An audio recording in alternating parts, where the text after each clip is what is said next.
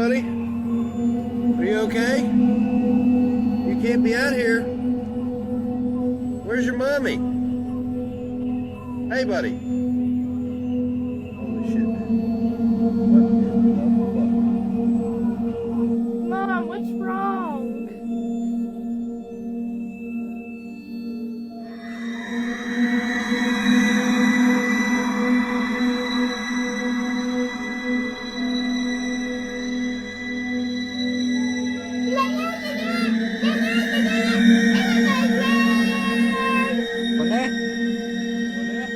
बोले खुश के दांत तो देख जो है तेरी ये कोई और है यार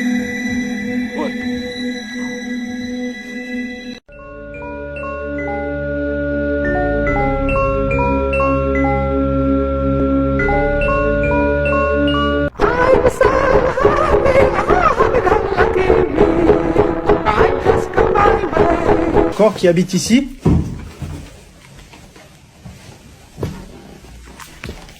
Waouh, l'état de la cave. C'est quoi ça?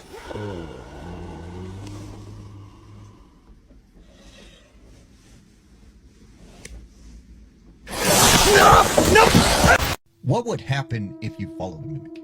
Now, I've always wondered this because you hear these stories of someone hearing like their mother knocking at the door or telling them to come in the kitchen. But what would happen if you actually listened to the mimic? Here's a story that might tell you why you should not follow a mimic. There was this young man named Aiden. Now, Aiden lived with his grandfather and his two parents. Now, one day, Aiden was hanging out in his bedroom and he's playing a game.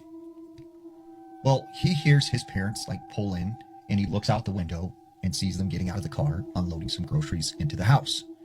So he's like, awesome, man, we're going to have something to eat. So he goes back to his game and then he hears his mother say, Aiden, come in the kitchen. I got some food. And he, at this time was like in the middle of a battle. So he's like, hold on, Mom, I'll be there shortly. I'm in the middle of a battle. And she goes, come on, Aiden, hurry up, come in the kitchen. And all of a sudden, he said he got a phone call, and it was from his mom. And he's like, why is she calling me when she's in the kitchen? So he picks it up, and his mom's like, hey, honey, we're at the grocery store. Do you want us to get you anything? And he goes, what do you mean you're at the grocery store? You already got groceries. You're in the kitchen. And she goes, what are you talking about? We just got to the grocery store. And he looks out the window and sees that their car is not there. And then right at this moment, he hears his mom saying, you better get in the kitchen right now or you're going to be in trouble. You better come eat. And like, he's like, I got to call you back, Mom. He hangs up. So he goes and he locks his door and then he calls his mom right back. And he's like, look, when you get home, call me. I'll help you bring in the groceries. So about 25, 30 minutes later, his mom calls him. And she's like, honey, we're home. Come outside. And he said he was getting ready to go out of his room, but he looked out his window first and their car wasn't there. So he's like, you know what? I don't know what to do because I don't know like who really is my mom right now. So as he's sitting in his bedroom, right, he hears his parents come home and come into the house. And all of a sudden his mom comes up to his door and starts knocking. And she goes, Aiden, let me in. And he's like, not right now, Mom. And she goes, what are you talking about? Let me in. Unlock this door. Why do you have the door locked? And he's like, no, I'm not opening the door. And his mom goes, all right, I'll just get the key and unlock it. So he grabs like this baseball bat that's chilling in his room and he's prepared for this thing to come in. And like at the time, he still thinks whatever, was calling his name in the kitchen, this is them. So he sees the handle jiggle and the door open and it's really his mom. And he can tell that it is actually his real mom. And she goes, what are you doing? And he's like, oh, nothing. And he sets the bat down. And she's like, you're acting weird and stuff. And there's food in the fridge if you're hungry. So he didn't know what to make of that. Like, what did he just experience? And he didn't feel like he could tell his parents about it. So he decided to talk to his grandpa, who was kind of like his best friend at the time. So he goes to his grandpa's room and he's like, Grandpa, he's like, have you ever seen something like you can't explain? And he goes, what do you mean?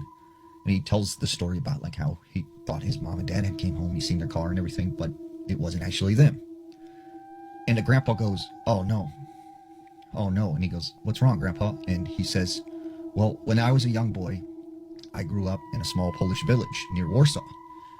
And he said, "We had this term that was this long Polish word, but it roughly translated into evil twin." And he said they believed there were these evil spirits that could take the form of anyone and would try and trick you and lure you, out into the woods. So his grandpa said, when I was a young boy, my father had me chopping wood outside. And I hear my grandma's voice coming from the forest. And she's saying, come in the woods. I baked you a pie. Like, come out here. It's nice and warm. Like, you'll like this pie. And he said, he was so hungry, like he almost started to go out into the woods until his father ran and grabbed him and said, "Get back in the house." And his father locked the door and said, "If you hear someone calling you from the woods, don't ever go. Don't respond." So he said, when you encounter an evil twin, as they called it, they will follow you for the rest of your life. And he feared that maybe this thing had followed him here to America. And this is what Aiden had seen. A couple weeks later, his parents are gone, and it's just him and his grandpa. And they're watching this World War II documentary in the living room. Well, all of a sudden, the wind picked up, and a strong breeze pushes the back kitchen door open, and they hear it, open up. So his grandpa's like, "I'll go and close the door real quick, and I better lock it so it doesn't blow open again." So his grandpa goes into the kitchen, but after about 10-15 minutes, he doesn't come back. So Aiden's like, Grandpa, are you all right?" He goes into the kitchen. The back door's still open, and he doesn't see his grandpa. He goes throughout the house. He's yelling his name. He doesn't see him anywhere. So he goes out, to the back door, and he's yelling his grandpa's name. He doesn't hear it. So he calls up his parents, and his parents come home immediately, and they call the police, and they do this big search throughout the neighborhood and into the woods. And they end up finding his grandfather in the middle of the woods. He is completely naked. He is confused and doesn't know who he is, doesn't know anything, doesn't remember anything. So they bring him back home and everything. Well, Aiden said that, they chalked this up to dementia and said he was diagnosed with a severe case of dementia. But Aiden, in his mind, suspected, because of the series of events that happened before this and his grandfather going out to the kitchen when the door opened, that this was the evil twin thing that his grandfather had talked about. And he said, although his grandfather had completely lost his memory, from time to time, he would say to Aiden, "Is my brother outside? Is my brother out there?" And he couldn't figure out why, his grandfather would keep saying that.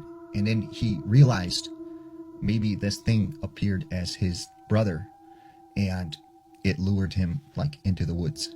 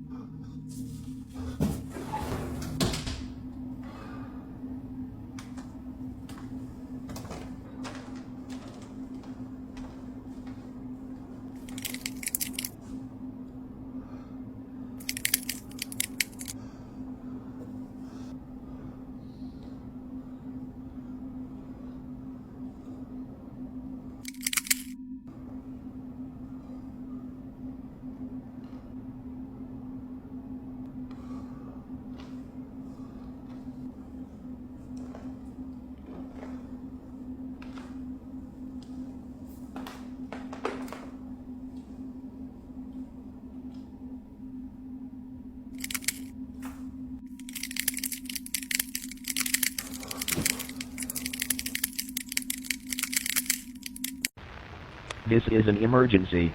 A potentially dangerous unknown creature has been detected in the area. For your safety, immediately close and lock all doors and windows. Monitor official news channels for updates and await further instructions.